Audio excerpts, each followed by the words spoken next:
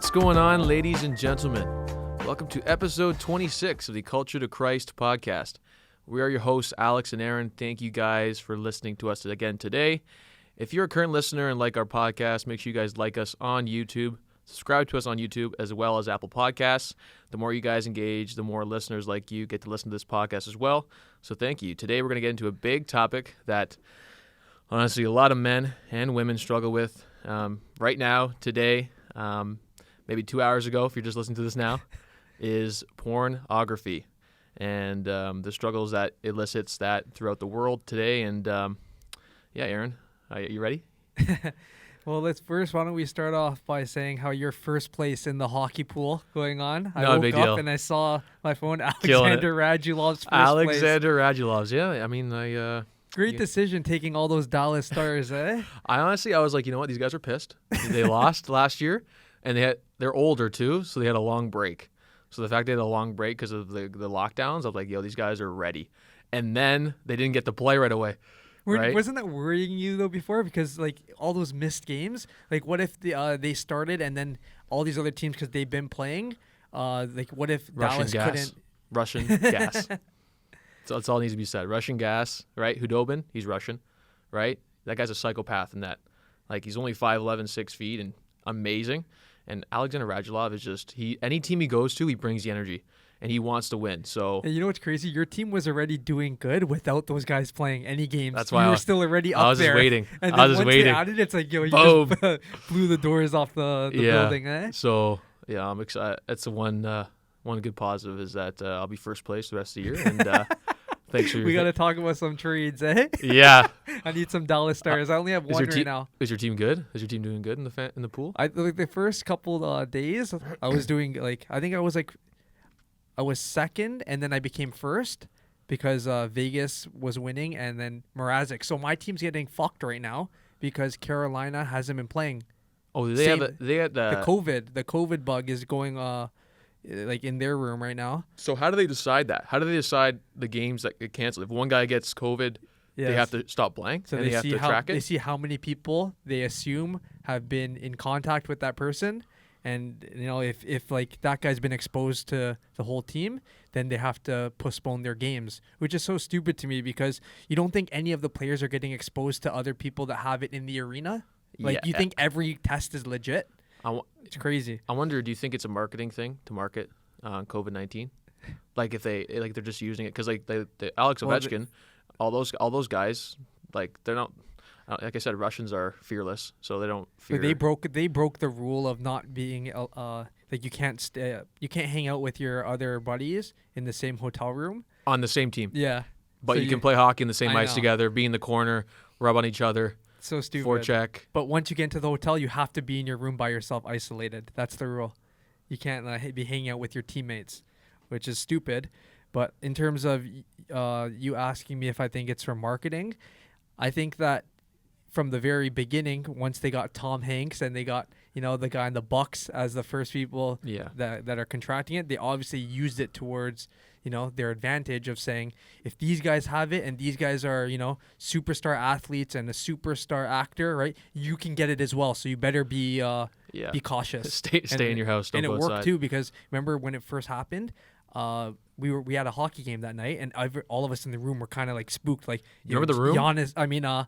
Who was it? Rudy Gobert just got it. So I was scared. The room. I remember everyone staying in the room being like, I remember being like, man, is this like a deadly virus? Like, should I be like standing beside this guy right now? Like, what if I have it? I'm going to spread it. They're good marketing. That's why I think they, I'm not sure. I don't like to get into like, you know, too conspiracy with the whole NHL, but I wonder if they give players like, you know, incentives or money to do just to say, hey, you're gonna miss out in 4 games. But no, they wouldn't go as far as to that because that exposes them. If that player ever, wanted to come out and be like, yo, and the NHL is trying to get me to say I have COVID when I don't, but they can give the guy a false test. They can, right? They could. The test can all be manipulated. Well, like you just said, they stop games without even tests coming back yet. It's just if you're around someone who tested positive, then they just close it just in case. But Like a player, like remember when Donovan Mitchell first, well, he was one of the second people because he was teammates with Rudy Gobert. Yeah. And when he said he tested positive, he's like, I feel perfectly fine. And that's when they came out with the whole asymptomatic bullshit. That was when I realized it was very manipulative, because the second you say healthy people who feeling good have a virus, that's psychological warfare. That's not a. It's hard to believe for us too. Yeah, right? it's like, oh, you have it. It's, what are you talking about? I'm moving. I feel good. Yeah. No, but now you're a threat to other people. So then you feel like, I feel bad about going out and, my bad. Like I'm gonna hurt people. Like I'm healthy. So it's a lot of psychological warfare it plays on people. But if they're gonna do like the whole Ovechkin and Kuznetsov, it was all the Russian guys. I thought it was funny. Was it all the Russian guys hanging out? Yeah, they were all in the one hotel room together. Yeah. I just find that funny that. And you know how they Why got would caught, right? You know how they got How'd caught? they get caught? So How? each team has one representative from the NHL that travels with them to make sure that everyone's following protocol. So he goes around on everyone's hotel door, knocks and sees if you're in your room. And he went to those guys' rooms and they weren't answering. So they ended up going into one room. They found all of them hanging out together. And then that guy snitched to the league saying that these guys were hanging out together with no masks. And then I think it was Kuznetsov who was like, we were just eating together, like, like what we always do before games. Always, yeah. I'm trying to think of the law, and they're saying they're doing that just to make sure the players know that it's a serious thing. They want to make an example out of them. Is right? it just use? And are they using it? As I'm saying, are they using it more just to make an example of the masses and people watching, and also the league, other players Both. around? Like if we can take Ovechkin out of games, because he's not. They actually don't have COVID. They just broke the rules. But you know what's funny? His wife said that he already has antibodies. So that kind of like tells us maybe Ovechkin already had COVID. He just never told anybody. Ovechkin's had every virus ever. Doesn't affect Ovechkin him. made COVID. Ovechkin mixes the sauces. He eats food. Eats other people's food. But you see, it's all about the optics, because from the outside looking in as fans, now we see, the NHL really cares about player safety and about keeping people safe, right? And then within the league, they're all the other teams are like, fuck, we better take this very seriously, because we don't want to lose our guys. Yeah. So, it's all about public perception, like how all of this has been playing out before us, right? Yeah, because I think they'd have to change the rules of hockey if they actually cared, because then they wouldn't be able to go in the corners. That's why I don't get it. Like you can't. Why do you think that even in the NBA that players, as soon as they get back to the bench, they have to wear masks? Because it's what we see when we're watching the game. When we see everyone wearing masks and the coach, we think the NBA cares about people keeping people safe. Yeah. But when you run on the floor 2 feet away, your mask comes off. Yeah. You know what I was watching yesterday? Boston University versus Maine, college hockey. It was on TSN, and Boston's players, none of them had masks on, obviously because they're playing hockey. But Maine, the entire team had masks on underneath the cages. Get out of here. And all the refs had the masks on. So I was thinking, who's making these kids play hockey, which is like, it's still a high level, NCAA Division I, right? Oh, yeah. And they're wearing masks, and they were losing. I was like, who's deciding this for them? And they're wearing the hospital ones, like the black masks underneath while playing. Like they don't take it off when they go on their shift? No, just that it's on the whole time, on the bench and on the ice. And the refs are skating around with the masks on too. It was insane to me. I was like, bro, like I would leave that school. Like if it was that me, I was like, I'm not playing here. Yeah, I don't even. It's hard to breathe too. Like on ice, like we all know, when you haven't played hockey for a while, you go back on the ice, like the cold air, it's hard to breathe. Your lungs have to adjust for a bit. How about calling for a pass, saying you're right? No one's gonna hear you. There's no. And they have a cage. Like I already know, like, your peripherals are already gone. Yeah. You know what I'm saying? So you got to be able to speak. You got to be able to say things, because guys can't see you in your peripherals as well when you have a cage on. And imagine trying to chirp a guy wearing a mask on. Like you just feel like Dude, do you have a cage and a mask? Yeah. I already get ripped and chirped for having a cage on. Imagine I had a mask on too. Just imagine, guys would be like, buddy. But remember we saw that guy wearing a mask when we were playing that one time? Oh, that was pickup? brutal. Yeah, and it's just like, man, like it just makes you feel awkward on the ice too. Oh yeah. Like you have a mask on and you're playing. It's like, why even play then? Yeah.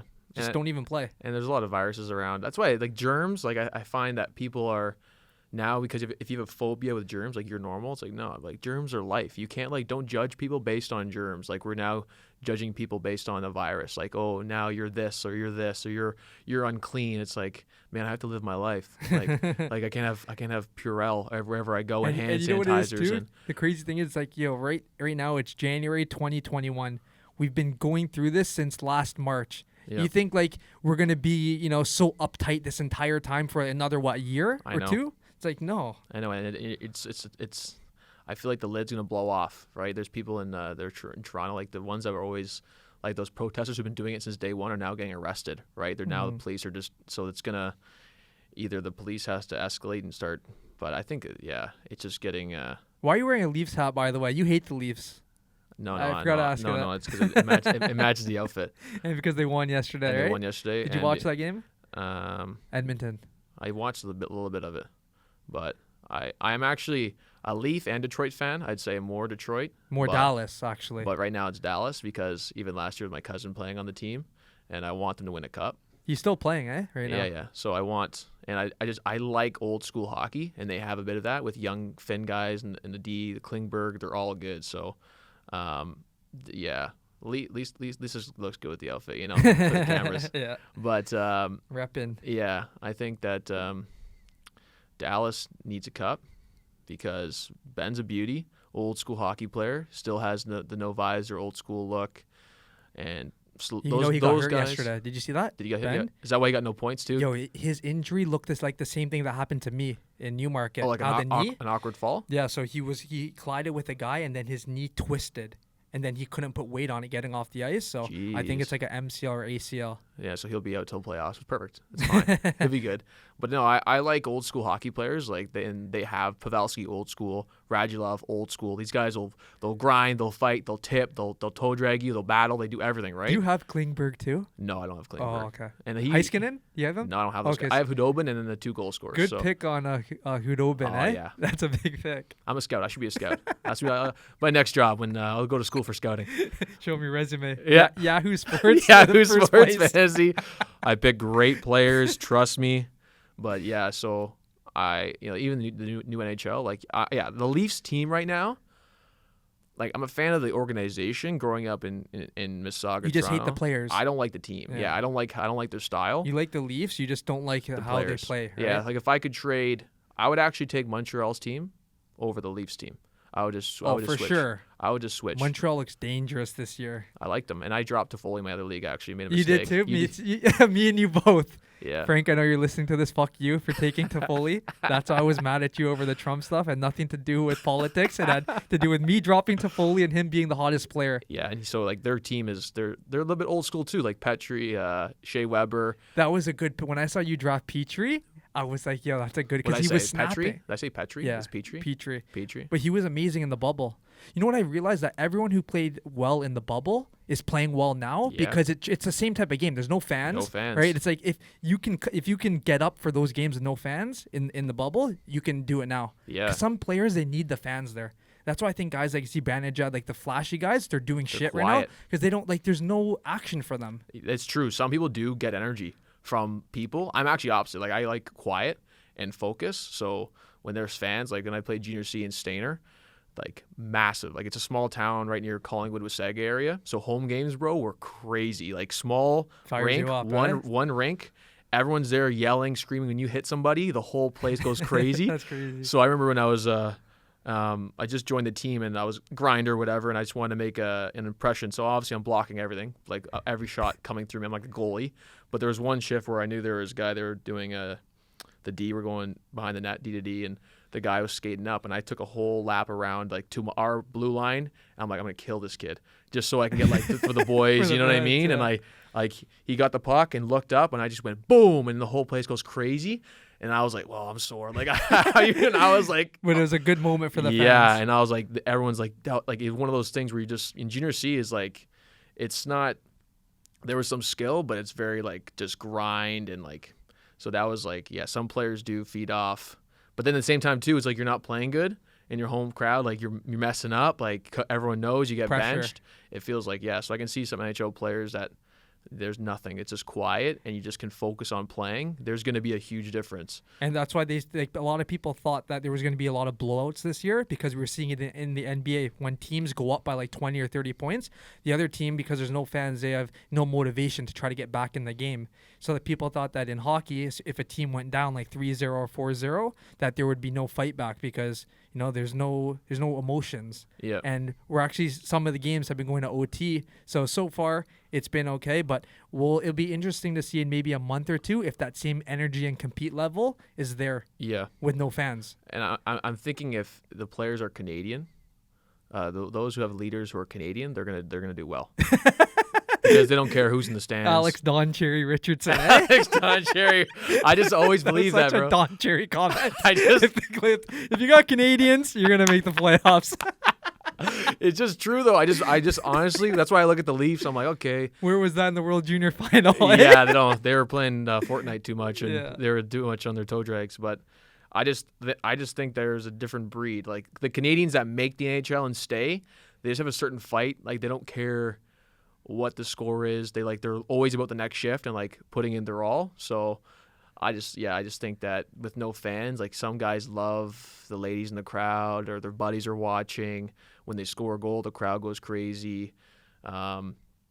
Some guys are just, they just need quiet. They just need peace. So I think that. But that's why some of the teams that allow fans, other teams are saying it's not fair because the teams that have fan support, they're getting an advantage by having. But there's already sounds. They already play fake sounds. I know, but it's different though when you actually have real fans there. Like teams like Arizona, Florida. I think Nashville and Dallas yesterday, they had fans. So other teams are like, when we go into their building and play, it's different than them coming into our building because we don't have fans. So it's dead quiet. So you guys have the advantage, right? Yeah. And crowd support is real in every sport. Like, oh yeah. Like you can try to deny it as much as you want, but players themselves are vocal about it. They say that when there's no fans there, there's no energy. Yeah, I think that the NBA is bigger for that. Like I think NBA, like the Raptors, they're not doing well right now because they don't play in Toronto. Like they win games in Toronto because the crowd is everything. Like free throws, everything. Always sold out. Every game's sold out. And so I think hockey players are a bit different, where they're more like isolated. They don't care too much. Like they're not too much about the flash and the clout and stuff like that. They're more like, the sport's hard enough. Like I'm getting my head ripped off. Like, but it feeds more into them of like wanting to go make a big hit, block the a fans, shot. The fans go crazy. So yeah, I agree with that. The celebrations, like Radulov, we know how like he goes crazy after goals. Imagine there's no fans there, Yeah. It's so different for him. And they had how many fans were Dallas allowed to have?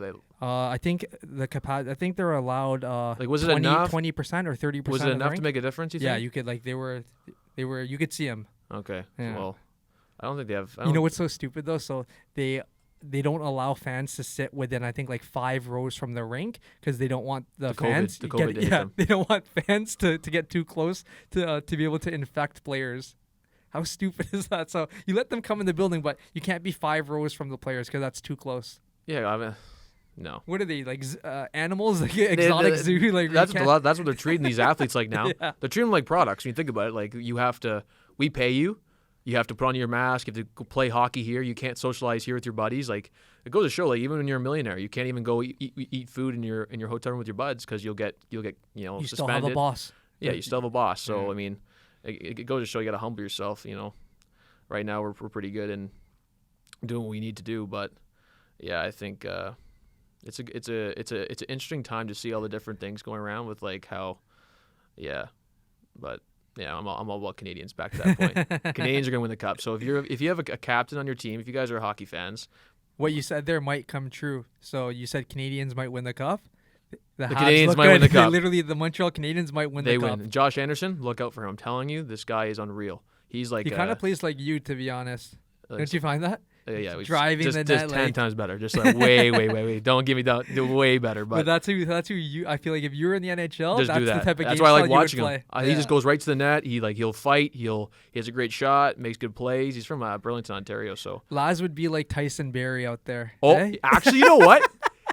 I was watching that game. I'm gonna write down the time I just said that so I can send him this clip too because he's been listening and I want him to. I was watching. Tyson Barrie is brutal. Tyson Barrie is actually. Dude, I have him on my fantasy every night. It's a -3. It's a -4. He is I watched him in that game, Edmonton and Toronto, and he is an awful. It's like he doesn't fit anywhere.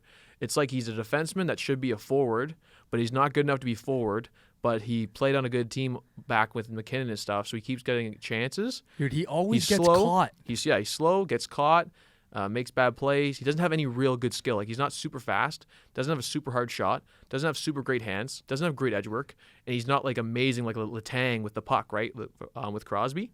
And I think I think he'll be a third pairing. I don't think he should be. He's first. So I took him because I thought, well, he is first power play. Well, it goes to show unit. he's playing with McKinnon and Draisaitl on power play. This guy's not McDavid, racking up. McDavid. Sorry. Yeah. McDavid and Draisaitl. You think he's putting up points? You're playing with the best players in the world. So he gets assists, but then he still ends up -3, -2 because he gets scored on so much. Where he's a like forward. I'm telling you, he's like a forward who's like, yo, go play D, and then he forgets he's playing D sometimes.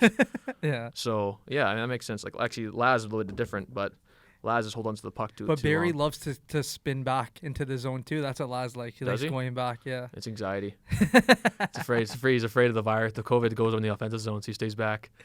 That's jokes. But yeah, transitioning into the topic of the day, things that I think a lot of people are, I think something it doesn't get talked about, doesn't get, it's kind of taboo. It's kind of, it's normalized. It's almost guys can laugh about and joke about. Especially now in lockdown when everyone's in isolation too. Yeah. We see that, sites like Pornhub and all these other sites, their traffic is at all-time highs. Yeah. So I really just give an overlook for you guys listening, and that the things that lead, I think, a lot of, I think it's best for us folks on men. We have women that listen too, so I'll definitely touch on that as well. But us being men, it leads to a lot of, we know, depression, suicide, insecurities, clinical depression, anger, shame, guilt. There's a lot of things surrounding pornography. It's good. I want to give a preference of what, not preference, but a preface of what exactly is it, and it's what we watch digitally it's online prostitution. So it's like whatever you're doing in your private time on your phone, on your computer, it's the same equivalent of you going to watch your buddy hook up with a prostitute. There's no difference. There's so many layers to it and how damaging it can be. Well, and for me, it might not just be a prostitute too that you're watching. It could be someone who's been trafficked, a sex slave, and we don't even know. That's the scary thing too, right? It's a lot of things that we're watching. For me, and I think it's best for me to first start in just saying my experience with pornography and what it did to me. I was introduced at a younger age with my friends. My friends were into it in elementary school. They would tell me, and I was like, "What? I didn't have." Luckily for us, no tablets. We had no iPhones. Internet was like your parents had one computer maybe, so you don't have access. So I was lucky. And then growing up I think it was late on TV one time. It was Latin Lover. Do you remember Latin Lover? It was a Spanish show that would go on at like 2 a.m. And it was what channel was that on? 34, I think. Okay. 34 cable. But it was called Latin Lover, and it was all in Spanish. And at like 2 a.m. when you're staying up late at night, there's going to be a sex scene. Right? And for me, I think it was grade 9 or grade 8, and I was like, whoa, like, what is this? Like, excitement. Like, when you first start watching as a young kid, you have a rush of a dopamine, right? You're like, this is sick. Like, what is this? Right? And then they're speaking, Spanish, quiere que se, yeah, sí. And, all of a sudden there's a kissing scene, and it's like the softest porn ever. You don't see, penis, vagina, none of that stuff. It's just like, you just see love making, but you see the girl's boobs, you see the girl, and like, I remember being so excited, like, this is sick, and like making sure my parents didn't come downstairs, turn down the volume when the scenes get intense. But that experience for me got me into being more and more curious about it. And then I think it was eventually got into like, once we had we got more computers at home. It's like searching stuff. You get curious as a kid, right? You know what it was during that time? It was LimeWire and Kazaa. Yeah. And Napster. FrostWire? That's how you had to. You ever heard of FrostWire? No, but all those downloading websites, that's how people had to get their porn back then. There was no such thing as Pornhub and all these other sites. You can just access it easily. You had to manually pick which videos you wanted to download to your computer, and the only way to get free was through like those websites, Napster, Kazaa. Jeez. And then I guess too, before us, it was magazines. Like, guys didn't have TV or internet. I think magazines was way before us. That was way before. Yeah. So I just remember getting into that, and then you go to high school, you talk to your buddies, and I wasn't sexually active in high school with girls, so for me it was just like that was just like my curiosity with like, okay, my buddies are watching this, let me watch this. And you start watching it, right? And you start to put images in your head of what you think sex is supposed to be like with women, right? And a lot of it is like a domination thing. It's a lot of like, it just shows straight penetration. Like there's no kissing, there's no romance, there's no like love. It's just like a woman's a piece of meat and a guy's going to town, right? And like, and It's just degrading, right? Oh It's yeah, degrading. it's degrading, and it puts like ideas in your head of what you think women are like or what they want to be treated like. Or what you're going to do next. Exactly. Yeah, 100%. Like you're like, okay, this is what, for me, I grew up with insecurities and stuff, and I wasn't confident with girls. So I think watching pornography at a young age made me even more insecure and more, because you're like, when I think about it, if, say I didn't have I only had a flip phone, so I didn't have an iPhone, so everything had to be on a laptop or computer at that time. But when you're not experiencing life, I wasn't dating in high school, I wasn't sleeping around. So for me, it was like, okay, I'm already kind of not sure about women, but now I'm watching them in the most vulnerable state. And like, bro, the categories that they had then, still bad. Like, but like, you're watching like tons of stuff, like two girls, a mom, whatever. You're watching all this stuff. You're taking all this information, right? Like your mind, you have this such high stimulus, right? That you're like, and you need more and more and more. So once you watch one video, then it doesn't hit you anymore. You got to watch something more. You got to watch something worse. You got to watch something more aggressive, right? And the thing is, you don't even realize that you're slowly getting more intense and like into like stuff that you never even knew you're into. Yep. Because like you said, the old stuff's not doing it for you anymore. And then before you know it, you're watching all this weird shit that you don't even like it too. That's the thing. But it just the same stuff doesn't arouse you anymore. And that's the scary part about porn, right? It only gets deeper from like how much time you put into it. Yeah. And I always try to tell people, like, a big thing I always ask people, it's like, well, would you ever go to a set and actually watch and start jerking off to the set? And a lot of people are like, no, I would never. Some people do that, though. I know some people do that, but I'm saying like a lot of people, the masses, like maybe like me, like would never go to a set and go do that. It's like, why are you going to do it in your home? Because no one's looking? Like, you think you're safe. You think no one's going to find out. But it's like, you have to live like that now, right? So, like, if you're watching, like you said, dirtier and dirtier stuff, like, you carry, like, a lot of shame, and, like, you're hiding. Because it's like, I would never tell anyone I just watched that. And that's why, they say, like, it's an actual stat that the most shame one man will feel in his life consistently is the 5 seconds from after he watches porn and releases. Yep. Because right away it's clear history, close browser, shut off the computer. Yeah. And it's the most shame and guilt that every man feels on the most consistent basis. Yeah. Because no one, after they finish watching porn, gets excited and is like, oh, that was amazing. Like, well, maybe some people get to that point, but the average man, after he's done, they right away close it, delete history, because they don't want anyone to know. Find out. And they hate it themselves. Deep down, like, you're ashamed of what you just did. Yep. And you don't even have to be Christian to feel that way. You don't even have to. You can just be like, your body knows, like, your soul knows that you're doing something that's wrong. It's misleading. It's disrespectful. It's unkind. And it's the same feeling that, even myself personally, like at a strip club, after you you release with a stripper, right? Yeah. You feel that shame right away. You don't feel good after. You want to get the hell out of that strip club. You're like, what am I even doing here? Yeah. And it's the same thing with porn. So all of these things I came to realizing after, like, once I got closer to God, I realized that all of these feelings of, sexual immorality, they end up all feeling the same. Whether you're doing porn, whether it's, rub and tug or a strip club, anything that's not, causing you to release in like the way that God wants us to experience, sexual intercourse with, right? It's going to feel shameful and it's going to feel like shit. It disrespects the God's creation, right? It disrespects how God wants us to do things. It's like any other sins too, right? Like, we're going against what God said is good, going against his commandments. And that's what I thought before. Like, I was like, oh, okay. I remember I talked to you about this. I was like, to me, strip club, rub and tug is better than porn because it's real life. I'm interacting with a real woman, right? But the feeling of shame and guilt is still the same.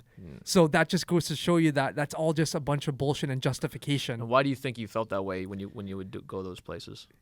What was it? Did you feel like it was just no connection? Did you just feel like it was just like... It's because it's all transactional. Yeah. It's like, you're paying someone else to do a job. Like, it's like, it's no different than you buying something from a store, right?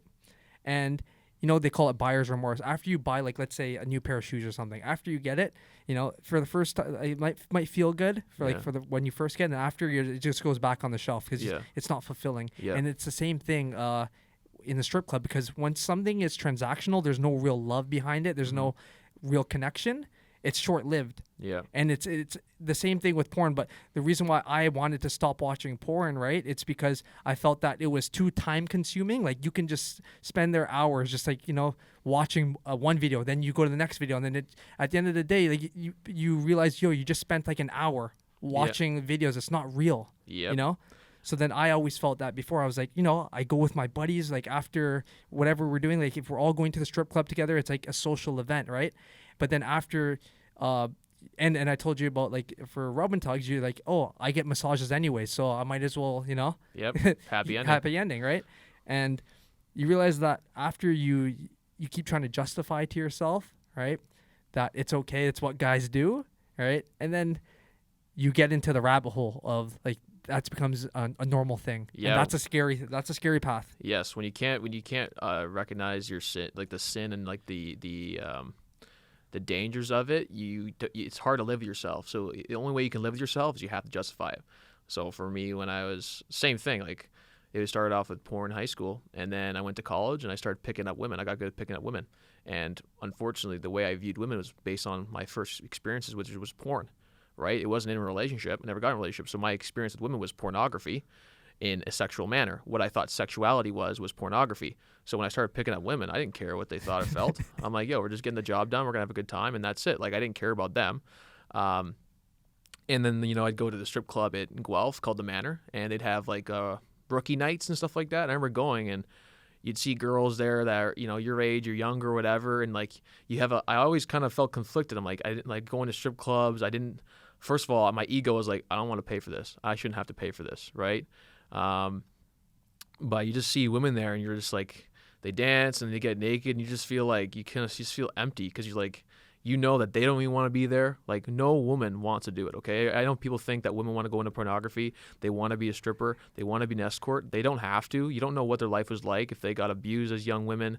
They're in a poor, they don't have any ways to make money. They have a child. They have to pay schools. Yeah, no one wants to do that. Yeah, so I think a lot of people need to realize that these women are in bad situations. And I remember, like, for me, I got to a point, like, if I was going to a strip club, I just wanted to talk to them. I didn't want to, like, listen, you literally have old, creepy men, all these different kind of men grabbing on you. Like, I don't want to be the next. Like, but you know what do? it is, too? No one goes to a strip club by themselves for their first time. Never. No. It's always, like, someone's birthday, or, like, like, you and your buddies are going together. Yeah. And that's what slowly changes people's minds of how they view it, because once you're there with your friends, right, it's no longer, it starts to become something like, this is like what guys do. Like, it's not bad. It's not harmful. You're with your buddies, like, there's girls dancing. It's what can be so harmful about it, right? Yeah. And what you said, how you're just talking to the girls, so you don't see that, oh, I'm just talking, I'm not hooking up with them. What's so bad about me doing it, right? Yep. So all of these justifications, right,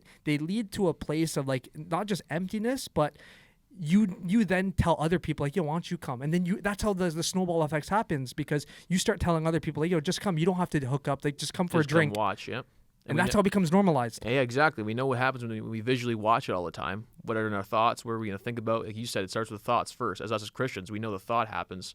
You're a strip club. So now what are you going to do when you get home? You're watching all these naked women. What do you want to do? You want to go what? Beat your meat, right? Yeah, because I remember the first time I went, it was my boy's birthday, and I'd never been before, so I didn't know what to expect. And I was kind of scared too, right? Because you see how it is in movies and TV. Yeah. You're like, oh, it's kind of like a shady place. So when I went there, and then I was like, you feel awkward, but then because you're with your friends, that's what makes it kind of like gets more comfortable for you, right?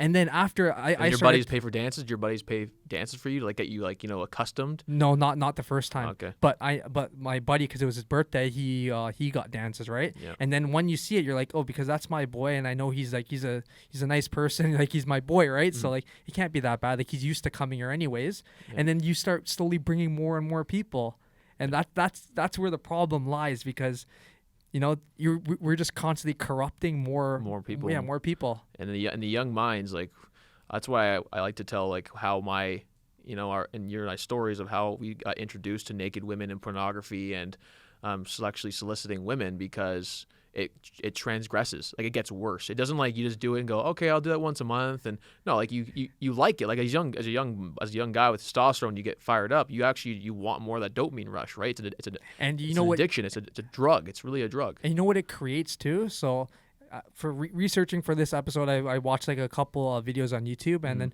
one of this doctor, he said that it creates a schedule in your brain of when you need the dopamine. Yep. So you might not even know it, but the fact that you watch porn once in a while and then it becomes more and more, it's because your brain now, it's used to wanting to release at that certain time that it did before. So that's why some people, like, you can maybe go like a week or two being like, yo, I'm not going to watch it, right? But then maybe that second week comes around, and because your brain is used to that chemical, that dopamine being released at that certain time, that's what gets your cravings going. And the same thing with smoking and all that, right? Yep. Your brain is on a schedule. So the only way to eliminate that is through separation, right? Of eliminating what your brain wants. And that's why I remember the book that I talked about, that last told us, you are not your thoughts, you are not your mind. That's when this doctor was saying, he didn't quote the book, but he said, because he's a Christian, this doctor, and he said that separating your spirit from what your mind wants is how you break that connection. Because as a Christian, you know that your spirit first, and your heart is like what tells you what's morally right, and when you're getting too far away from God. So your brain could want all of these evil things, right? And that's when you have to know how to separate that. Like, your soul has to say that's not who I am. That's my brain wanting it, because my brain is on that scheduled dopamine rush. Yeah, and guys and women don't even realize it. Like, they might be thinking for the first time, like, wow, like, he's right. Like, it's like eating food, going to the gym. Like, I just have it ingrained in my body that I have to jerk off 5 times a day. Like, people, like, I know it was like, in the pickup culture in university, it's like I'm picking up with women or I'm going to watch porn, right? And like, I knew when I was going to do it. It's like, yep, I got time to go do it because I need my high for the day, right? It's like doing my line of cocaine or even cheat days, though. For people when they have scheduled, like, let's say someone's cheat day is always Friday night, right? Yeah. Once you put your brain... Like cheat days on their wife or cheat days on the food? Maybe both. Right? That's what I'm saying. It's probably both. Like, it's guys like scheduling cheat days. Like, okay, Fridays I cheat on my wife. I go to the strip club. But so those cheat days, right? Talking about meals here, right? Yeah. Let's say your cheat meals every Friday, right? Once you put your brain, it's not even your body. Once you put your brain on that plan, what do you think happens on that Friday? Because you're so used, your brain is on that schedule where once that Friday comes, it's like you already programmed it and you're ready for that next cheat meal. Yep. So it's the same thing with any addiction we have and anything that we're used to doing, right? That's why even our routine for hockey, we're used to playing every Wednesday. Because once we have our brain on that program, they say to break a habit, you need to go 60 days of just not constantly telling yourself you're not going to do it, right? Easier said than done, obviously. But once you form that pattern, the longer you go, the harder it is to break. 100%. And I think it's the oppression you feel and the relationships I think people want to have in the future depends on what we're doing in the now. So, I have to give a shout out to Tim too, because Tim, he told me, he's like, he quit. Did he drop it? No, his New Year's resolution he's like, I'm gonna cut out the porn. Amen. Right? And way to be Tim. Yeah, and I think he's still going strong. Yeah. Don't quote me on that, but I hope so. So yeah. If he's listening right now, like, shout out to Tim for. No, it's huge because like. And you know what it was though? Sorry, because that's all right. What's good is he made it publicly known. Like, in our group chat, he said it in front of Drew, Santi, all of us, that he's like, yo, I'm giving that up. So when you make something publicly known, accountability, it's a bigger relief off you. You're feeling like you don't have to hide it from other people. Mm-hmm. So 100%. I respect him a lot for like not being shy and being like, yo, guys, I'm giving that up. Yeah, it's very difficult because for me, I knew it was an issue. And when I got out of university, like, being in the pickup game and always trying to sleep with random women, one night stands, whatever, you're watching porn, you're just like, you just feel like you're a zombie with yourself, like you're dead inside.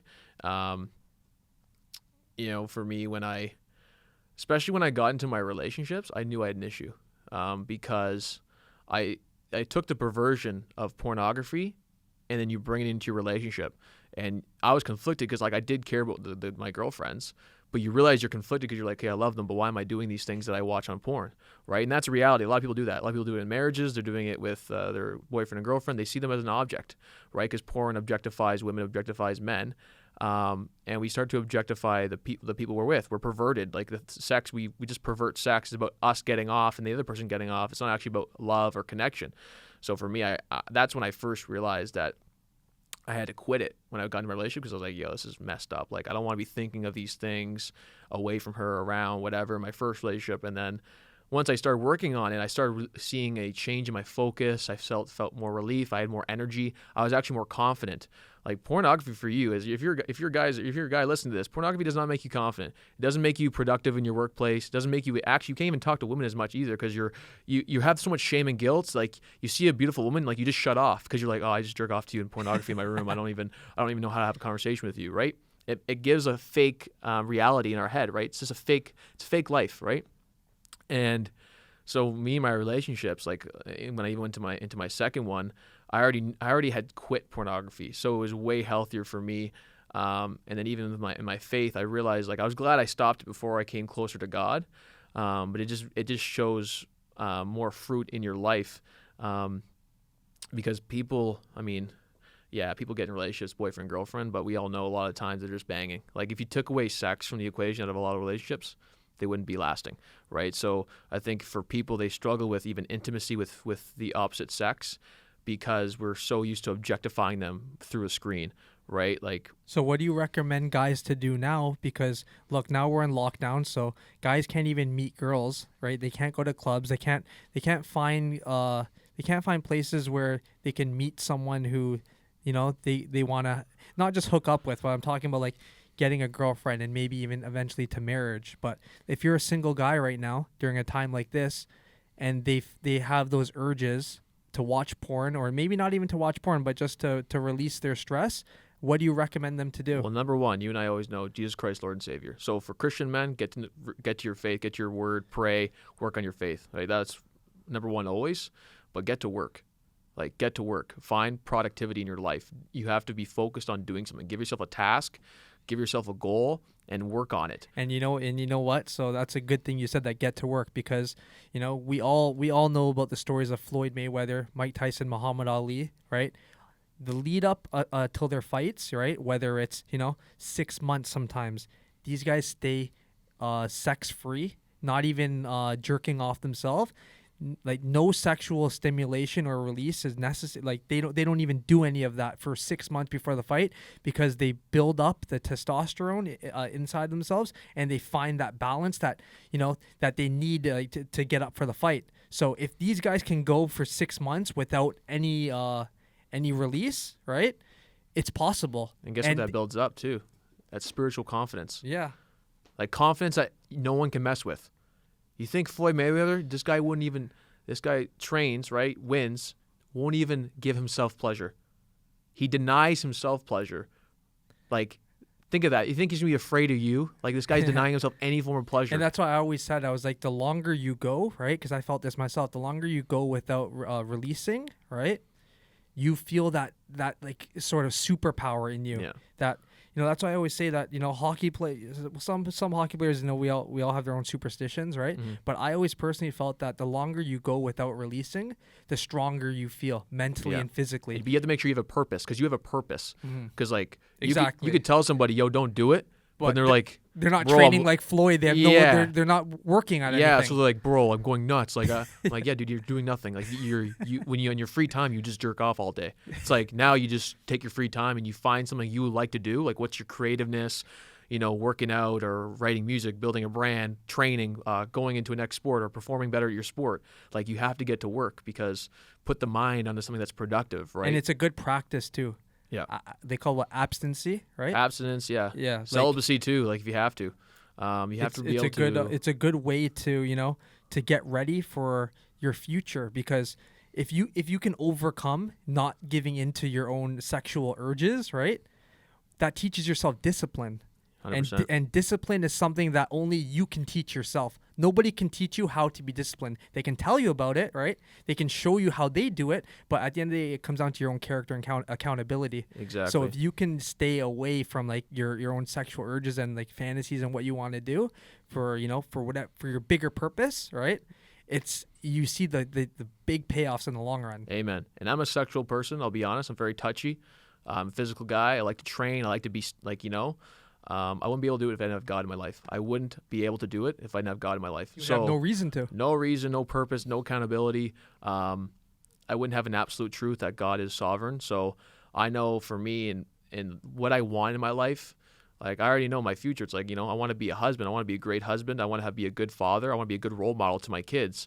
I'm not going to be, wanting to date women or do things, but yet I'm, watching this violent, it's criminal stuff, right? Like Pornhub and all this stuff. It's big in sex trafficking. I've already mentioned that in this podcast before. It's the biggest business in the world.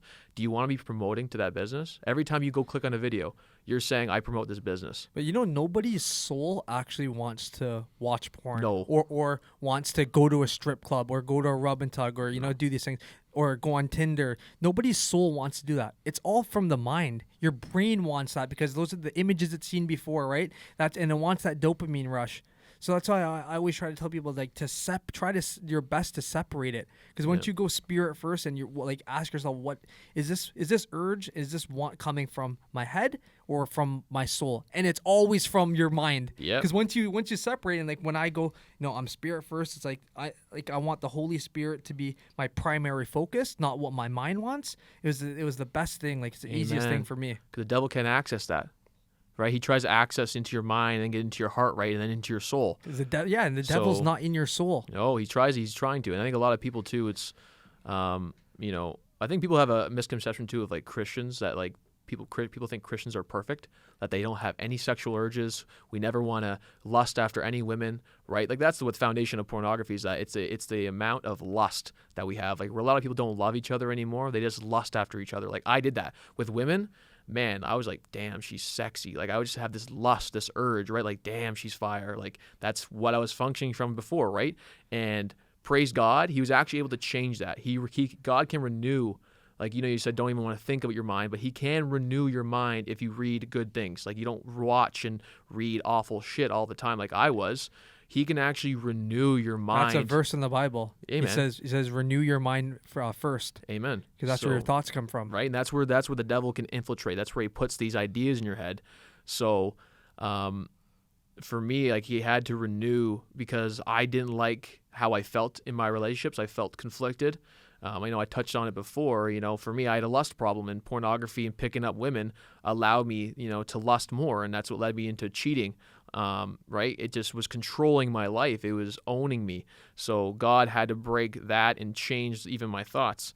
So you ask like, how do people can work on it? It's like, get to work, be productive, but be productive in an area that brings good fruit. Like don't go from pornography to then some kind of other sin, you know what I mean? To gambling. Don't go from porn to gambling. Like, okay, I'm going to go from not watching porn, jerking off. Now I'm going to gamble and watch sports all day. Like don't do something that brings good fruit. So you can like, I think that sports is a good vehicle to slowly change your schedule and your habits, though. It is good, but you don't want to go sin to sin. I can't be like, oh yeah, go to sinning this way and then go to sin that way. So how would a sin be for sports, though? I'm saying if you're gambling. Oh, okay, yeah. Okay, that's what I meant. I meant playing sports. No. I meant like I'm watching pornography and I'm gonna go gamble on sports. Yeah. I think sports is actually good nowadays. Like even for me, it's like I watch it. I enjoy. Guys are working hard. Like for me, that helped me huge. I think so. Yeah, sports helps us huge. So yeah, I think even if you go from from like you said, jerking off all day on Pornhub to going to sports gambling, that's even worse for you, than just sticking to the porn. Well, yeah, because the gambling will losing everything. Yeah, and the gambling's going to lead you to a strip club because you'll be so depressed. Yeah. So that's why. Yeah, but so I'm saying that my point was get into sports, like actual physical activity that takes up that time that you normally do. Yep. And sometimes you have to kind of lie to yourself, like obviously you're not Floyd Mayweather, but start training. Like, we can all train for something, right? Maybe before COVID we could, because there's marathons, there's things that normal people can partake in. Hockey, like we have hockey tournaments, we have weekly. And I still train. I still train for my games. That's what I mean. I don't care that I'm not a professional athlete. Yeah, you don't have to be. Discipline. Yes. So if everyone had that mindset where they're gearing up for something, or creating like something in your mind that puts you in a place where you have to get ready mentally and physically for something, so you can't just be walking through life aimlessly, right? Amen. And that's why it's so hard right now, because everyone's social life has been ruined. Like, our weekly hockey games are gone. People's rec leagues are done, or let's say every Friday you perform, you were a singer, and that was your time to go to I don't know, like a comedy club or something to perform. That's not there for you now. So that's why it's like they said, like I said in the beginning of the episode, that Pornhub and all these sites, they're at all-time highs now because there's so much free time for people. And that's why free time can be the most dangerous thing. Like when I say I have free time, I don't want to have free time. Like, even I think we have to recognize our triggers. So, like, being disciplined takes away triggers, because if you're disciplined, like for me, I still like to work out every day. It's my discipline. Like, it's not about. So what do you do now with no gyms? Where have you been working out? My basement. So I got a bench press. I got a pull-up bar. Eh? Doesn't that suck? Oh yeah, it's like jail. But it's like I'm in a rich jail. Because I got good food after. So, I still discipline myself. It's not even about, I want to get jacked to perform. It's like, no, I know this is going to keep me disciplined. I'm gonna be. It produces good fruits. I'm gonna be grateful for this, and it doesn't drain me. It doesn't kill my spirit. So, even during the lockdowns, I've been tempted for sure, and I have triggers. Like I said, I got a past, right? Sometimes the past wants to come back. Just because you're saved, it doesn't mean your past is trying to remind you of what you used to be like, or what, in this time when you get bored. The devil goes harder now. Yeah, you have free time. So for me, I think it's a good point is to recognize your triggers. So we said get to work, but also recognize your triggers. So what are the doorways that access that lust and that want to be your old self, or to go into porn and whatever, sexualize women? Because we know that leads to further things. So, social media, it could be you have to mute accounts or get off social media for a bit, because your explore page is full of fat asses and girls twerking, right? And it goes for women too. Like these apps and stuff, women think that the only way a man will value them is if they can get them turned on first, if they can get and that's not true, right? For me, I've had to remove accounts, get off Instagram for a bit, mute stuff, get away from the triggers, because that's if like you said, we want to prepare for the best. Like, we want to prepare, not just like I'm gonna stop doing this. It's like you got to prepare and plan. So Craig Rochelle from Life Church, I watched that battle. We'll attach that video for this episode, the way to battle porn, to be a warrior. Great video. Yeah, and he says, like, I know I'm a man, right? Like, I don't get rid of my manhood. I have you have a penis and balls, you have testosterone. I'm not going to just say I don't have it anymore, and I'm just going to make sure I don't go to dinner with women anymore. He doesn't do it. Doesn't go for dinner with any business conversation. He doesn't have access to any apps on his phone, so he can't access any apps. He has to have someone else to do it for him. So this guy prepares for not even just the getting into lust, but the triggers that will lead into it. So he cuts, right? Because if I know evil is going to happen, why not just prepare for it to never even enter in the first place? Yeah, he said he even blocks all the websites from his computer, so he can't even access it. Even if you wanted to, right? You can't even access it, and then you go, thank goodness I prepared for that. Because you have to recognize you're weak and you're vulnerable.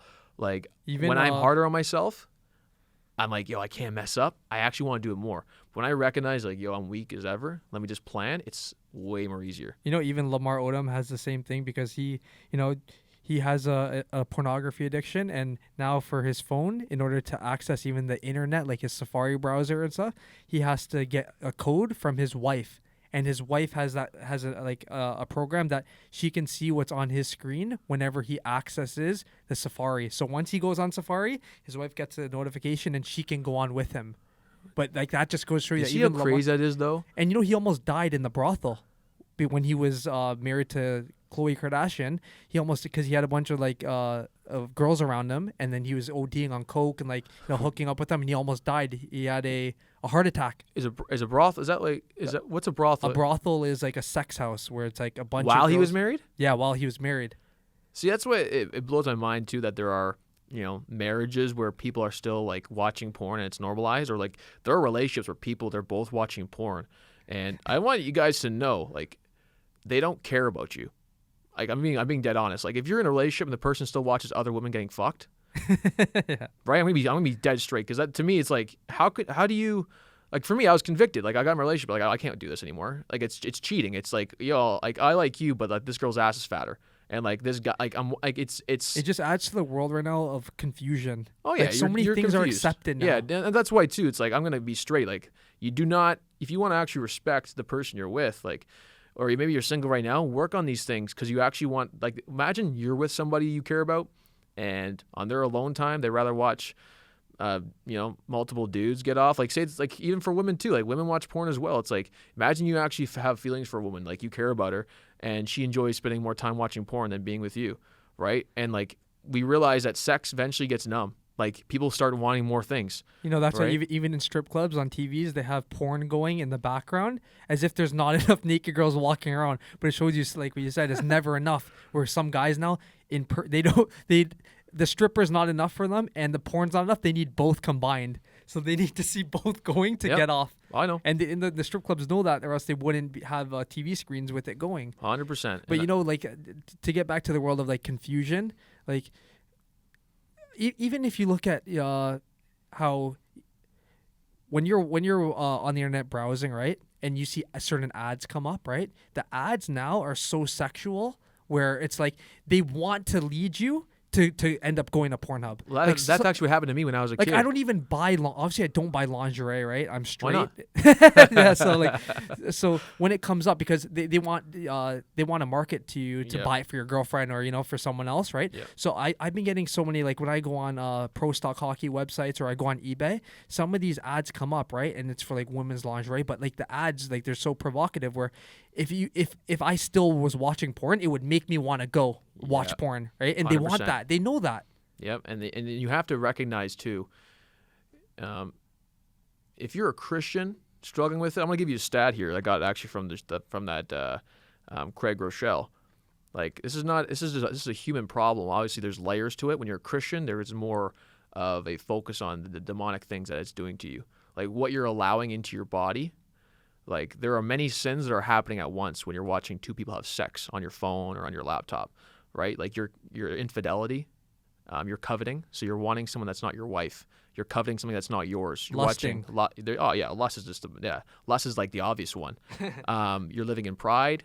You're living in ego. So the reason why there's such a massive, for Christians, that weight around watching pornography, because you're committing all these different sins at once. So that's why the weight, when it finishes, you have to, like, you feel like you're committing a crime, and you're just like, Mom, I'm coming. I'm just gonna go. I'm just going to the washroom, and you're just deleting all the history because you're committing all these different Flushing acts. down the Flushing your uh, sock, has to throw out your socks, whatever the tissues, tell like. you, it's like how did someone describe it again? They're like saying that it's like being robbed. Like you're in you're in a frenzy. You're going, you know? right? Of what you have to do to cover your tracks. So you have to recognize that there's so many bad things going on. So I'll give you guys some stats.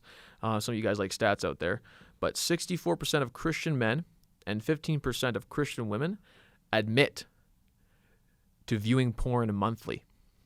So 64% of Christian men, those who believe in no sins and stuff like that, 64% still view porn monthly. I think that's even pre-COVID stats. I Pre- want to see the COVID stats during 100%. lockdown. Way more. It's probably 95%. Yeah. And this is a year ago. And then ages, our age group, ages 18 to 30, 79% of Christian men view porn monthly, pre-COVID, pre-lockdowns. So there's probably many who are 80 to 85% in our age, 18 to 30 men, who are still viewing porn. And I'm telling you right now, you will never have a healthy relationship with a woman. You will never have a healthy marriage if you still watch porn. Okay, but there's going to be guys that say, okay, so I don't watch porn, but I go on Tinder and I hook up with girls in real life, so that's better than me watching porn. What do you say to those guys? Just as damaging.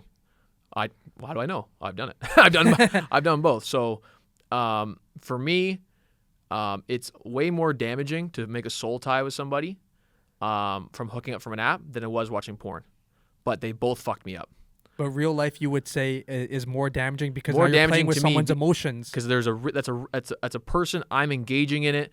I'm making a soul tie. I'm making a covenant. So in Christians, that's marriage. Like, I'm getting married. So for me, the reason why I had such it took me so long to even become saved, and I started going to church because I had so many soul ties. So that's called, when you sleep with a woman, you make a soul tie. You connect to them. Because when God said man and woman, they get married, they become one. So you become one with so many different people. So I even slept with so many people. I had all this weight. I feel like I was connected to all these people, even though I wasn't seeing them because I did the most intimate thing with them. So when I go hook up and do that stuff, I do feel something after. I feel very heavy after. I feel shame. I feel guilt.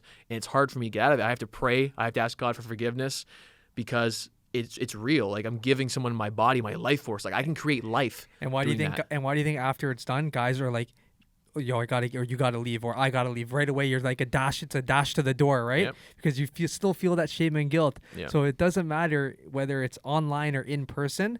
When it's not a real connection, where you're in a marriage, right, in a commitment, you'll still always feel that. And that's, like, to be honest, I understand.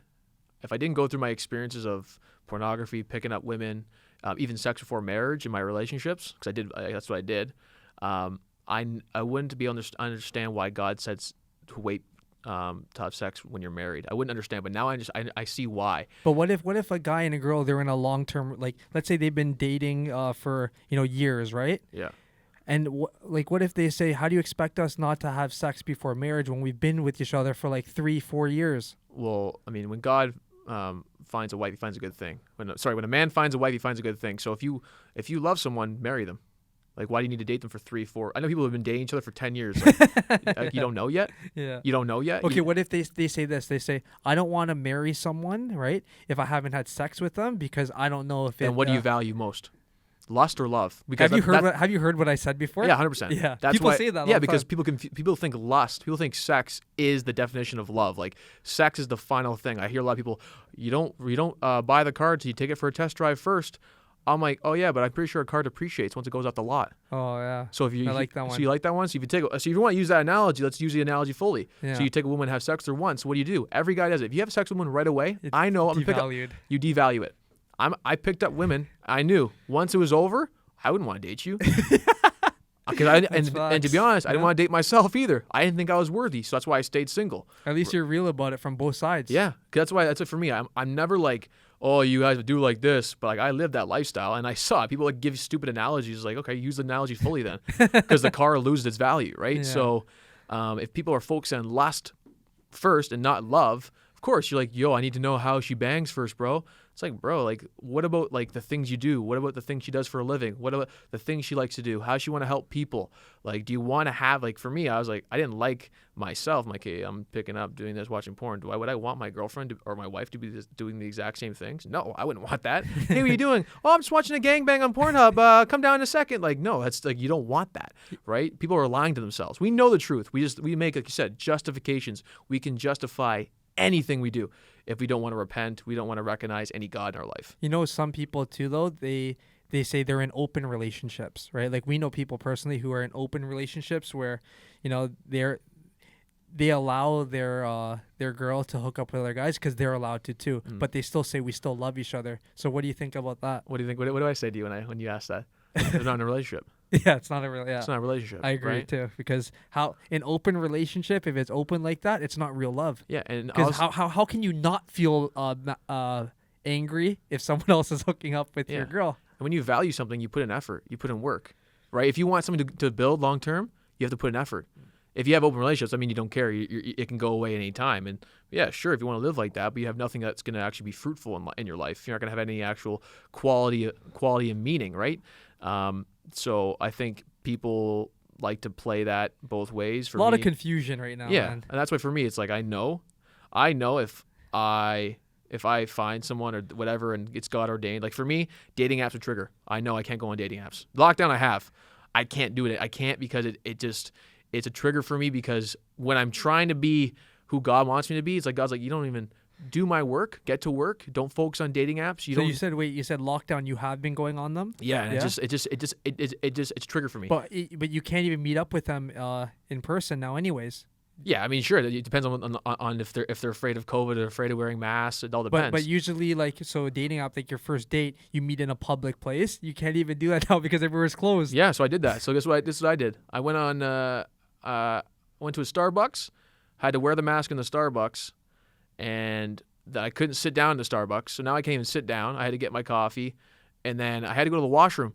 And I went to every place around that plaza. They wouldn't let me go to the washroom. So now I'm trying to meet this person. I'm wearing this mask. I gotta go to the washroom, bro. I'm like, and then we have to like end up going in my car talking. Like That's how you did it, right? And you can't do face-to-face conversation because you're like in the Wow. car. I have to How go to the washroom. awkward was that? Yeah, it's in just, the it's car. It's She was down for that though. just a meeting. Well, I was like, hey, listen, like I thought there was chairs Yeah. in the Starbucks to sit, and they don't let me in. So Oh are my- you okay if we sit in my car? Like I'm not a criminal. Like How you long know, ago was this? I don't even know. Couple months ago? 2 months ago. Yeah. But so I was, because I was like, you know what, before I used to come from very shame and guilt, like, you know, I'm not ready. I'm like, you know what, I gotta have conversations with people. I gotta mingle. I gotta talk. And constantly, you know, God convicts me that, you know, these dating apps, like it's too easy to gain access to someone's information, like just to talk to them without knowing them first. And it's a trigger for me. It's a trigger for me, and what ideas it brings. You know, right? it's dangerous too, because like, let's say you could have kidnapped the girl in the car. Like there's sickos out there who they take advantage that's of. honestly why I'm like, hey, listen, I understand you're dating apps for women. I understand it's different. Like, I don't really get scared of meeting random women. Like, I don't really. Sometimes I think about it, but I can take care of myself. So I said, hey, like, we can go for a walk. It's not too cold. Like, You didn't want to say like, yo, go in the car. no. You didn't say, yo, let's go in the car. No. I know. So I But that always, would be creepy, eh? yeah, like I do have amount of empathy for women and the struggles they go through. I don't think, I don't like to like just make a generalization of women. I think that's why we talk about porn and all this stuff. It makes men think of women one way, and that they don't have other sides and other lifestyle experiences. So, that it's just an awkward time. So, yeah, for that, it's a serious trigger for me. So it's like, I rather just focus on what God wants me to do. God is not telling me to go on dating apps. God's like, Alex, you need to go on dating apps and, you know, put in that time. It's just like, You know, there was an episode that Joe Rogan has talking about this too, and Joe Rogan goes, you know, it's not. I don't think it's bad for a guy once in a while to go on porn and jerk off. He's like, he's not hurting anybody. And then his host was like, no, he's hurting himself. Like he explained like what we just talked about, all that stuff where you know, it's changing your thought process and how you view women, all that. And then Joe Rogan's like, yeah, but I think that if you need it as a stress relief, right? Then, you know, it's better than a guy going and raping a girl, right? Or like but going there's and rape hooking up with a girl. categories on Pornhub. Yeah. There's rape categories on Pornhub. So And that's so my point of bringing that up is, you know, there's a lot of, like, it's such a touchy subject because everyone has their own, you know, their own viewpoint towards it and their own justifications of why. Because obviously we know that Joe Rogan, he watches porn, and that's why he's gonna be an advocate for it. Because you know, we look at him, he's a very successful person. Like, he's level-headed and all this, but yeah, he watches porn. So do like millions of other guys. So what does that make him, like a bad person? And I think that if more people just put more emphasis on how the shame and guilt that you feel after it's done always outweighs that temporary gratification you feel after you release. Like, the shame and guilt always outweighs it. I don't care what anybody says. If you try to say that you don't feel it, you're lying to yourself. You know? And if you've got to that place where you don't feel it, that's scary to be in that place. That's a demonic stronghold. So spiritually, when you don't feel anything, I got to that place. Like, I was watching porn, picking up women. Dude, I honestly, like, I was good. Like, but I was like also hungover a lot, like partying and stuff. So that is a dangerous place. That's why some people listening going, I have no idea what you're talking about. It's like, yeah, because you worship Satan. Like, that's a full on, when you normalize something and you believe in it and you found every justification. You're living in the sin. You're good. You're living in the sin. So that's why for Christians, it gets to another point. Some people will never hear this because they love their sin. So that's why some people just always reject this conversation no matter what, because they love sin. So you know, Joe Rogan says that. I'm like, does Joe Rogan have a daughter? I don't know. That's why for me, a lot of things it has to do with love over lust. So when you can start focusing on how you love people and what you want people to live like, and stop thinking of just like yourself. Like, we've built a culture around narcissism, like self-love, grow your love, be your best self, do what you want to do. You know, a lot of you know, body confidence out there. Take off your clothes and post your naked body on Instagram because it's about your love and not that guys are jerking off to your IG posts, which they are. Right, from all around the world, because everyone can follow you on Instagram, right? It becomes a real. Omar, can you check if Joe Rogan has any like daughters or anything like that? I'm actually curious because I'd always I'd ask Joe Rogan what would your daughter feel like, or what would you like if your daughter was watching that with you, or if you ever seen. That's a double-edged sword. Yeah, right? I mean, do you know how old do you know that woman is on that? Is she a 16-year-old? How do you know she's not being told to do that? How do you know she's not drugged in that video? So for me, I like to talk about just the first of just how to help yourself and get rid of that addiction. But it's you're feeding a dark beast. You're feeding an industry that's been abusing kids, young children, for many, many years. So, he's got kids? All boys? Yeah. 2 daughters. Well, wait. I always say, right? You humble yourself now, or God will humble you. Yeah. Right. So if you think a certain way, but you have children, it's you're gonna have your daughters watch porn, normalize that, and have men. Right. There's a thing where it's I read that some women believe if you want to be worthy of love, you have to be worthy of sexual desire first. See what I'm saying? So if women explain that though. I don't really get that. So if you want to be worthy of love, Yeah. you have to be first sexually desired by men first. So that is the most important thing. So what women post on Instagram, they think of men, right? Their girlfriends pumping them up. You go, girl. Yeah, you're, fire emojis and all that stuff. But they first focus on what will I get validation from men? Will they think Because I'm sex cute? sells. Because sex sells. Yeah. What happens is it lowers the value of our soul. And now now I'm addicted to posting this stuff, posting these TikTok dances that show your ass, and it's all over Instagram and the Snapchats, because you think I have to first get the validation from men that I'm a sexual being first, right? And that's not what God says, right? When a man finds a wife, he finds a good thing, and he's going to value you for who you are as a person, like your character, your principles, your foundations, what you do for a living, how you think, right? So for me, I know I pursued sexual desire first. Both my ex-girlfriends, I thought they were sexy as ever. The first time I saw them, damn, sexy. It was lust. It wasn't love, right? And then I eventually paid the price. It was a lot of stuff happens, a lot of dark stuff, arguments, confusion, evil stuff, manipulation. So God had to humble me. I couldn't humble myself. God humbled me eventually. And how did he humble you? You get in a lot of how do you humble me? Let's see. Well, first when I lost my sister, that was a huge hit in how I viewed women, how I treated her and how men treated her. Well, yeah, because I remember you told me that made you think of all the times you mistreated other women. Other women, yeah. So losing her, and then I have a single mother. So if I've had to live with a boyfriend, my mom's boyfriend at the time. I wasn't old enough and didn't have the word to want to stand up and break his legs. And now that's a tough pill to swallow, right? So it's if I don't want to be that guy. If I'm not liking certain men treating women a certain way, I'm definitely not going to be that. And I want to lead men to be gentlemen and to be courteous and to if you want something decent, you got to be decent. So and then in my relationships, I just saw the toxicity, being cheated on, cheating on them, the lies, the manipulation, it just transgresses. So if you start from sin, if you love sin, you love sex and pornography, you'll just get worse. You'll want more of that, and you'll slowly devalue the person. That's why people get divorced later on. People cheat later on. It doesn't matter. Oh, it hasn't happened in the first 3 years, so we're good. Eventually, it comes to a fruition where you don't actually, because if you actually value the person so much that you're willing to say, I'm not going to have sex with you until we're married. That's how much I actually like you. I actually like spending time with you. We like the same things. Maybe, let's just put it in perspective. She likes hockey. Grew up in a hockey family. I'm gonna just give it, say whatever you like to do. Likes hockey. Likes to go work out. You like to do similar things, and she likes to work and stay disciplined. These are all good things. And say you find her beautiful, whatever, and you say, you have good character, good morals. I know you're grounded on a foundation. I know that if I get married to you, it's only gonna get better. How often do people get married and it just gets worse? You get comfortable. You think oh, it's the wedding and every girl just wants the wedding. And then, we know the divorce rate's high. We know abuse is high. We know cheating is high. It's normalized in culture. So I think it's about what we value.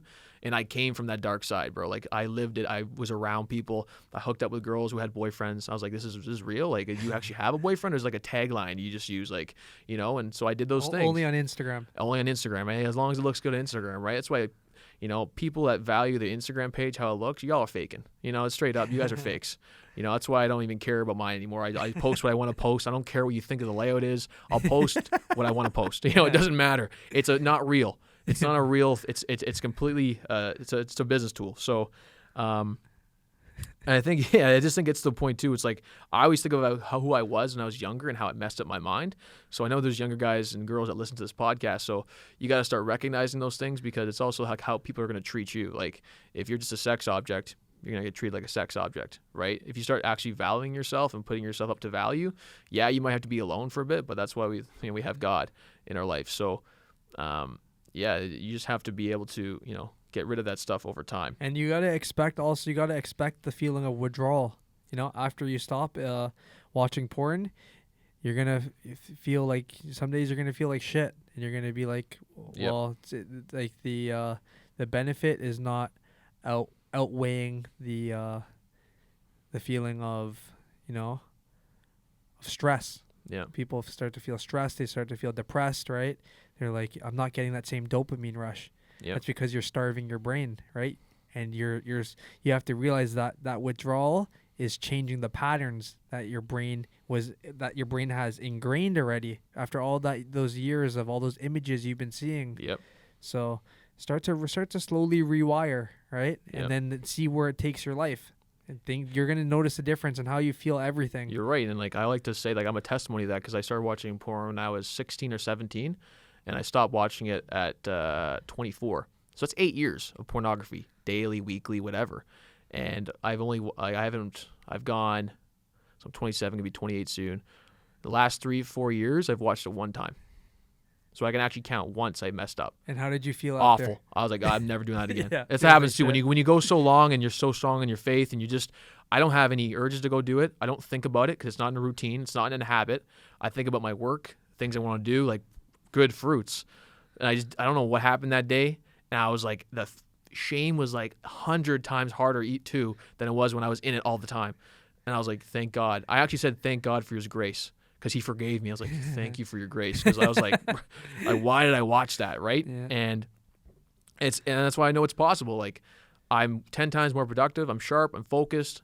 I'm more confident with people and conversations and business. Like even with women, like, I got you get rid of all these fake ideas and like fake images or way you think of them. And also too, it's like men can get very insecure when you're watching porn, because like these guys are jacked, huge horns, and they last forever. So men think, I gotta be that, I gotta do that. You can also feel other people's energy too when they don't watch porn, right? Yeah. You could feel that you have so much more energy yourself, and you'll notice a difference in how people see you, right? Like, straight up, you can tell facial expressions, everything, like demeanor, heaviness, because like spiritually you're weakening your spirit, and you're taking all these heavy demons on you, and it's very hard to talk to people, because it's like you have to be honest with yourself, right? So if you can't be honest with the life you're living with people, then you're living a lie. That's why even going back quickly to the Tiger Woods documentary, all of his opponents said that he never talked to us at all.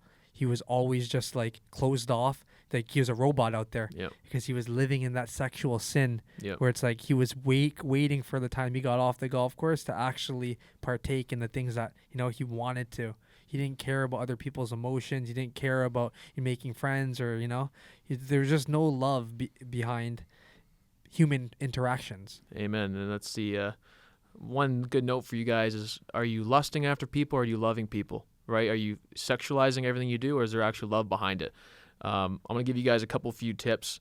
So we said, get to work. Also surround yourself, like Aaron said, Tim, he wants to be accountable. So surround yourself with people who can keep you accountable, or you're putting it out to other people that can ask you about it. Hey, how's that going? And be honest. You can't, you're only as strong as you are honest. If you're lying, you got to admit that you're weak sometimes. Except you are a man and you're not God. So lock down the inability to download these apps, lock down access and technology. You got to, like, there's so many tablets, iPhones, Androids, your laptop, your TV screen. Now, like, lockdown at least took away the strip clubs, right? So, I mean, one positive out of that, right? So you got to be able to know where the doorways are that could enter you. You got to cut the access.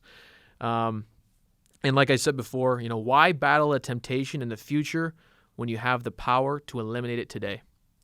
Right? So if you know these things are triggers for you, know this is what you're going to become. Like, I know myself. Okay, you have to know yourself. You have to get to know yourself, know your past, and what your triggers are, because it honestly, the porn industry, the lust after men, the lust after women, I think it's good too. You got to recognize in conversations I've had. I think Men can honestly tell you that they watch porn. Like they're obvious, like it's more normalized. It's cooler that they can tell you that they have a lust. They'll say yeah.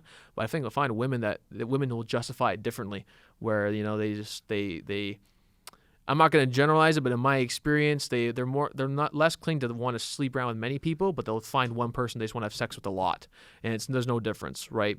So there's no good or bad. No, men aren't better than women. We all There's have no our ranking scale. There's no ranking okay. scales. Yeah, lust is lust. If you be honest, like most people in like even our North American culture, they're sex addicts. They just won't admit it.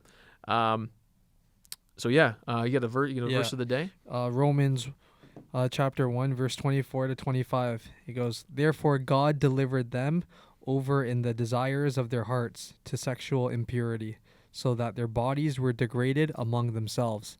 They exchanged the truth of God for a lie, and worshipped and served what has been created instead of the Creator, who is praised forever." So this shows you that if you really want something like in the sin lifestyle, God's gonna give it to you. He's not gonna take it away. If you really love porn that much, He's gonna let you live and die in it. Right? Amen. You need to decide for yourself. Same with if you like strippers, hookers. It's forever gonna be there for you. He's not gonna tell you don't do, like, he'll tell you not to do something, but you're gonna make that decision for yourself. Amen. So I like the part where he says their bodies degraded among themselves. So all you together will die together in your sin. Mm-hmm. And it's a good verse for our episode today. Yeah, it's because powerful. They exchanged the truth of God for a lie. Amen. And I'll pray for you guys and women out there who are really struggling with porn right now, maybe been battling it. I'll pray for you guys. I know what it's like. I had a war in my head for like months and months. This is not something that just goes away cold turkey. So stay strong. I'll pray for you guys right now. Like I pray God can just remove from that stronghold. We'll put the Craig Groeschel video link in the bio too. The battle of porn. Yeah, because it's a very good video. You got to be a warrior of Christ, because it didn't happen. I didn't just quit porn overnight and all this stuff. It took months and years with my relationship with God. So don't just quit, right? Stay close to God. If you mess up, just, hey, okay, God, I messed up there. Don't be beating yourself down in shame and guilt. Like, oh, I can't get out of this. This is who I am. That's a devil line. The devil wants you there. So just go, okay, I messed up. God, thank you for your son. You saved me. I'll go back on. Thank you for your grace. Don't beat yourself down. Take him with the process with God, and you'll see the grace and the glory of God. So cheers.